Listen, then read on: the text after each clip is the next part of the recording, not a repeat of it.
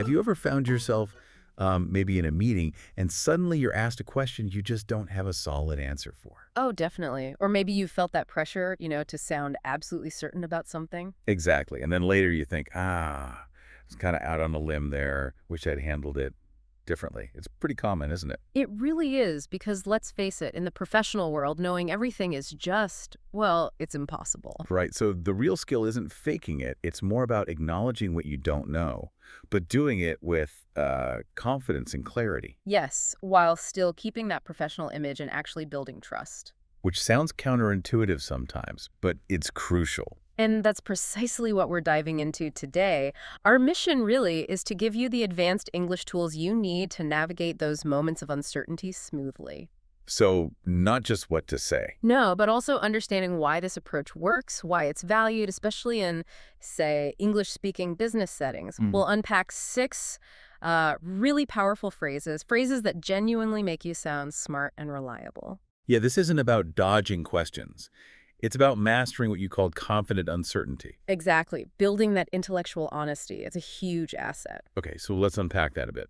Sometimes admitting you don't know feels like, well, Like a weakness, right? it can feel that way. And that feeling might push us towards making ambiguous statements. Or just avoiding a direct, I don't know, trying to seem totally in control. But what's interesting is how different cultures view this. In many professional circles, particularly American business culture, what you called intellectual honesty is really valued. So saying, I don't know, but I'll find out, is actually seen positively.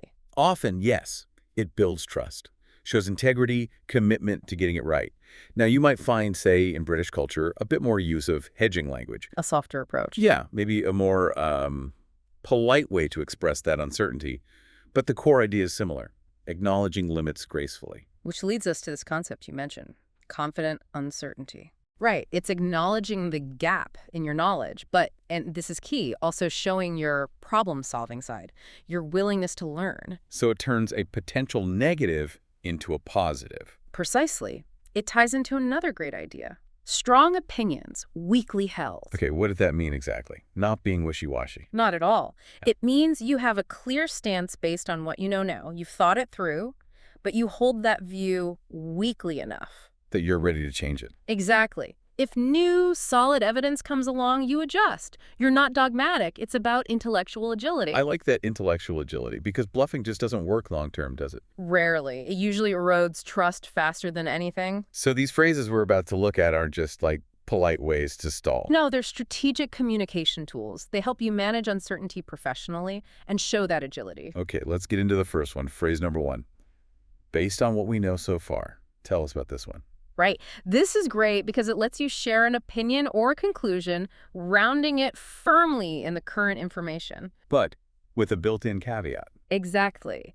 It subtly but clearly signals that this understanding could change if new information comes to light. So it manages expectations. Perfectly. Think of it like you're describing a puzzle you've only partly assembled. You can say, based on what we know so far, this looks like the sky section.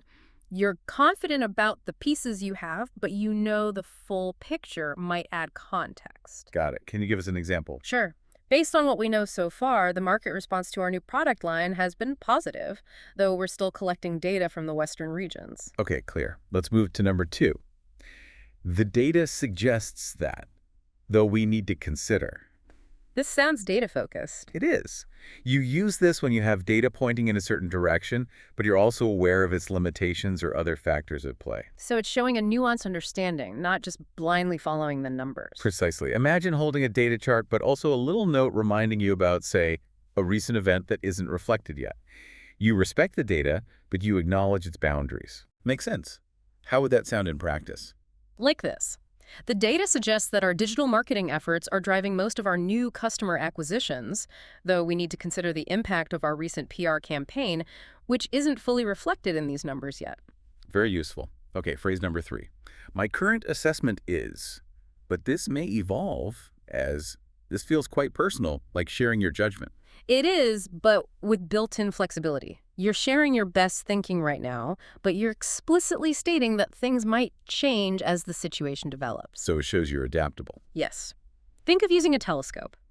You describe what you see clearly now, but you know you might need to refocus or adjust your view as things get closer or new details emerge. What's an example for this one? My current assessment is that we should proceed with the launch in Q3, but this may evolve as we receive more feedback from the beta testing phase. I can see how that builds trust. You're not locking yourself in rigidly. Okay, number 4. While I can't speak definitively about X, I can tell you that. This seems crucial for when you're asked something outside your direct expertise. Absolutely. People often feel pressured to know everything, right? This phrase is a lifesaver. It lets you gracefully draw a line around what you don't know specifically. Without sounding unhelpful or dismissive. Exactly. You admit the limit, but you immediately pivot to offer relevant information that you do have. It's like a map. This part is engineering's territory, but here's what I can tell you from the user side. Could you give an example? Sure. While I can't speak definitively about the technical specifications, as that's the engineering team's domain, I can tell you that the user testing results have been extremely positive, with 90% of participants rating the interface as intuitive. Powerful. Manages expectations and still delivers value. Okay, number 5. From my perspective, though others might view it differently, when is this the right choice? This is your go-to when you're offering a viewpoint, maybe even a strong opinion, but you recognize it's subjective or that there are other valid ways to look at the issue. So it shows respect for other viewpoints. Precisely. It demonstrates self-awareness and encourages discussion rather than shutting it down. Think of people looking at a sculpture from different angles. Everyone sees something slightly different, but it's the same object. How might that sound? From my perspective, investing in automation now will yield significant long-term benefits, though others might view it differently based on short-term cost considerations. Nice. It opens the door for discussion. And the last one, number 6. Let me share what I know, and then I can find out more about. This one is great because it combines sharing information with a concrete promise. You're upfront about what you have now. And you commit to filling the gaps. Exactly. It's proactive. You put your current knowledge on the table and confidently say, I'll go get the rest. It shows initiative and reliability. Can you give us an example? Let me share what I know about the customer feedback on the beta version, and then I can find out more about the specific technical issues you're asking about from our development team. Very direct, very helpful. Okay, these are fantastic tools, but let's see them in action. How about a scenario? Let's do it. Makes it much clearer. Okay, imagine you're the product manager. We're in a team meeting about a new product launch. I'll play different roles and ask you questions. Ready? Ready. Bring it on. All right, marketing director here.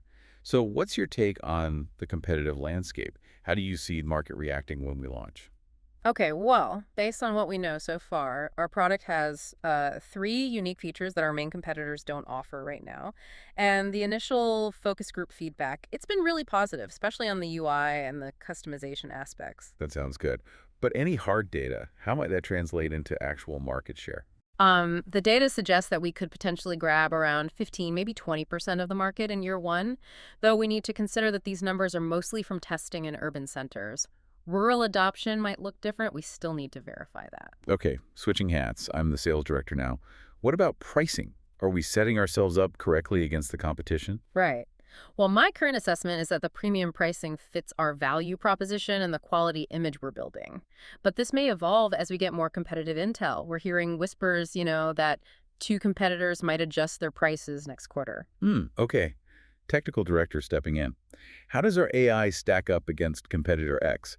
They're making some big claims lately. Yeah, I saw that. Look, while I can't speak definitively about their exact AI architecture, that's really the AI team's deep knowledge, I can tell you that in our benchmark tests, our system handles customer queries about 30% faster. For the nitty-gritty on algorithms, the AI lead is definitely the person to ask. Makes sense. Okay, big boss question now, CEO hat on.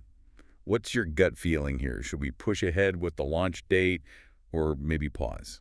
From my perspective, we're actually in a very strong position for the scheduled launch next month. The product's solid, marketing's ready, sales is trained up, though others might view it differently, perhaps based on a different tolerance for risk. The main unknown is how competitors will react exactly, and we're watching that very closely. Okay, one last one. Thinking bigger picture. International markets. What's the outlook there, beyond our usual regions? Good question.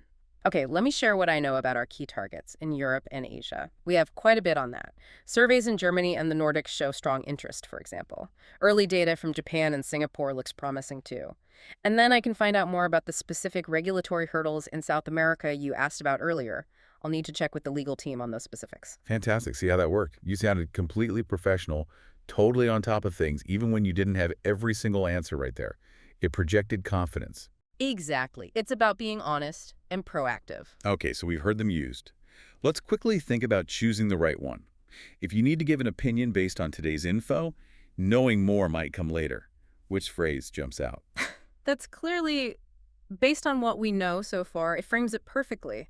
Current, but open. Right. And if you're sharing your best judgment now, but want to stress that you're flexible as things change. Then you'd go for, my current assessment is, but this may evolve as, shows confidence plus that crucial agility. Perfect. And the scenario where you know some things, but need to check on others, you want to share and promise to follow up. That's tailor-made for, let me share what I know and then I can find out more about. Transparent, helpful, reliable. Great. It really helped to think about this specific situation. Absolutely. And to help remember the overall approach, there's a useful little framework, the CLEAR principle. Clear. Okay, what does that stand for? Right. C is communicate what you know. Start strong with facts. L is limit your claims appropriately. Don't overreach. E is explain the basis. Show your reasoning. A is acknowledge gaps. Be upfront about unknowns. And R is reassure with next steps. Show how you'll find the answers. CLER. Communicate, limit, explain, acknowledge, reassure. I like that. It reinforces the main idea. Expressing uncertainty isn't weak. It's actually a sign of honesty, integrity, true professionalism. Yeah, someone who admits limits but shows they'll learn or find out. Yeah. That person often seems more trustworthy, right? Yes, surely. Much more effective in the long run. Okay, let's do a super quick recap of those 6 key phrases then, just hitting the core idea for each. Good idea. 1, based on what we know so far. That's for current info, open to change. 2, the data suggests that, though we need to consider. Data-driven, but acknowledging limits. 3, my current assessment is, but this may evolve as your present judgment, showing flexibility. 4, while I can't speak definitively about X, I can tell you that.